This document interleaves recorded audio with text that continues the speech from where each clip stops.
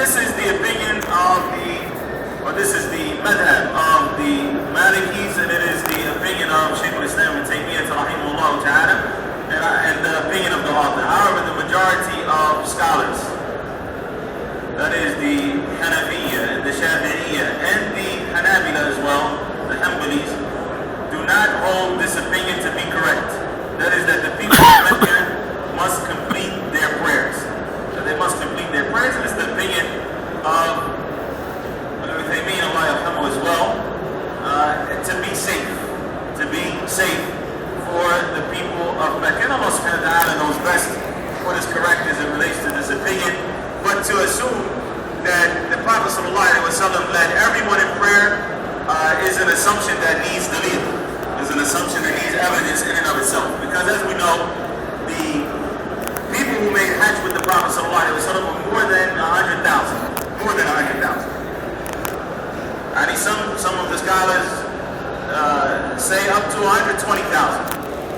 And to think that, and at that time, obviously, there were no microphones, there were no, these type of things. To think that everyone prayed behind the Prophet ﷺ needs evidence. And Allah subhanahu wa ta'ala knows best. And in the event there's two valid opinions amongst the people of knowledge, one of them appears to be stronger than the other. And at the end of the day, inshallah ta'ala, none of you have to worry about that. Because none of you, Wallahu a'lam, are from the people of Mecca. So if you're not from the people of Mecca, then without a doubt you're going to only make 2 rak'ahs for the prayers that are normally 4 rak'ahs. After sunrise on the day of Arafah, i.e. the 9th of the Hajj leaves Mina and heads toward Arafah. It is the sunnah to rest in Namira until midday if possible. Before we begin to discuss in detail what happens on the day of Arafah, there are some things that we should all be aware of as it relates to the 8th of Dhul Hijjah. The first thing is that there is consensus amongst the scholars of Islam, all of them, that the 8th, that staying at Mina on the 8th of Dhul Hijjah is not wajib. It's not obligatory. Nor is it a pillar from the pillars of Hajj, an essential matter that must be done for one's Hajj to be considered valid. So if a person does not go to Mina on the 8th, then their Hajj will still be valid, provided that they go to Arafah at its correct time and that they do the other essential matters of the Hajj. That being said, a person should not intentionally stay away from Mina on the 8th, because it is the sunnah of our Prophet sallallahu alaihi wasallam and those who followed him to go to Mina on the 8th. That is the sunnah of the Prophet sallallahu alaihi wasallam. Again, it's not wajib, and this consensus has been mentioned by Ibn Abdul Barr and An-Nabawi and others. But it is important for the Hajji to understand the fiqh of ibadah. A lot of times we hear about fiqh of whatever. The fiqh of salah, meaning that you need to know what the conditions of salah are. You need to understand those things that are obligatory for you to do in your salah, the pillars of salah to them. And that is very important in and of itself. But ibadah as a whole has fiqh. It needs to be understood. And I'll give you an example, and hopefully the example of Hajj will become clear by this example. What is the most important night of the year, the most blessed night of the year? Laylatul Qadr. Allah Azza wa Jal revealed an entire surah talking about Laylatul Qadr. Laylatul Qadri khayrun min alfi shahr.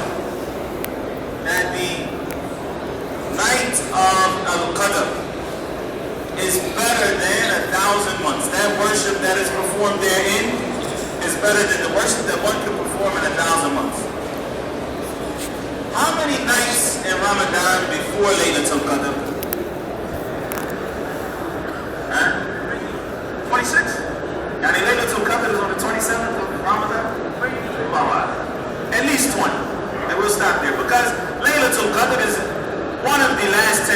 of Ramadan, and not necessarily the 27th.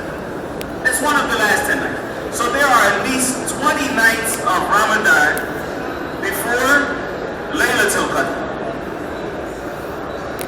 And that means that you have 20 days of fasting and 20 nights of prayer, for the one who is pushing himself, before Laylatul Qadr comes.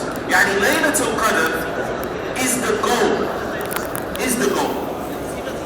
It is the goal of every Muslim to worship Allah Azza wa Jalla on that night, to try to increase his good deeds on the scale so that they will outweigh the evil deeds.